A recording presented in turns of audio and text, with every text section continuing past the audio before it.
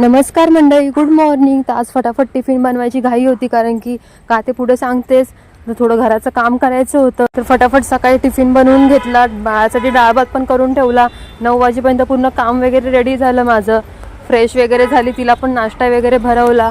आणि आज थोडं बाथरूमचं काम करायला येणार होते, त्यासाठीच घाई चालली होती. सगळं फटाफट आवरल्यानंतर त्या लोकांचा फोन आला की मी आज नाही, उद्या येणार आहे. मग आता एवढा पूर्ण मूड ऑफ झाला. सकाळी एवढी घाईघाईमध्ये सगळं आवरलं.